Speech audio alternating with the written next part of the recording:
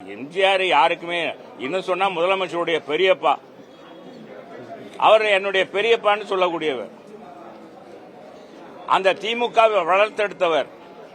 அவருடைய ஆட்சியில அவருக்கே அவர் சிலைக்கே பாதுகாப்பு இல்லப்பா. எங்கப்பா போய் சொல்ல, பெரியப்பாவுக்கே பாதுகாப்பு இல்லையே. முதலமைச்சரே கவனம் செலுத்துங்க. உங்க காவல்துறையிட சொல்லி உடனடியாக நடவடிக்கை எடுக்கணும்.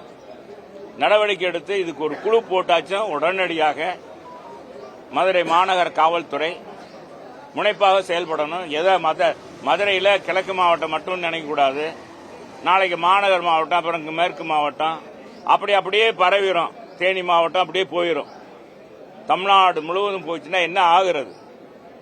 ஏன்னா எங்களுடைய தலைவனுக்கே பாதுகாப்பு இல்லையே, எங்க தலைவனுடைய சிலைக்கே பாதுகாப்பு இல்லையே.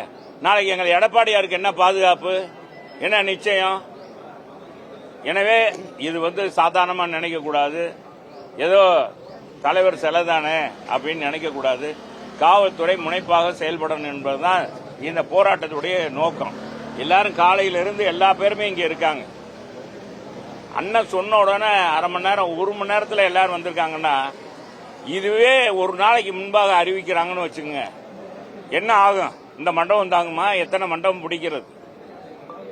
காவல்துறைக்கு எங்களுடைய பலம் தெரியும். எனவே காவல்துறை எங்களை சீண்டி பார்க்க வேண்டாம்.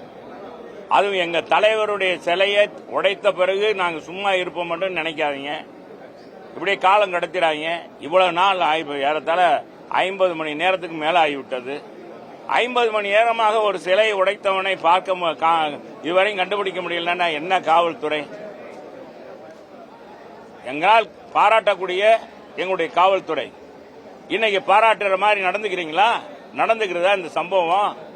எனவே உடனடியாக மாநகருடைய சட்ட ஒழுங்கு காவல்துறை ஆணையாளர் அவர்கள் கவனம் செலுத்தி உடனடியாக குழு அமைத்து இது நாளைய தினமே இது அறிவிப்பு வரணும்.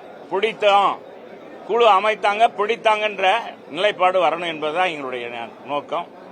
இதைத்தான் நாங்கள் விரும்புகிறோம். போராட்ட குழுவும் அதைத்தான் விரும்புகிறது. என்னன்னு பாத்துங்கப்பா, நீங்க குற்றவாளியை கண்டுபிடிக்கணும். சும்மா விட்டுறாங்க, சும்மா விட மாட்டோம் நாங்க.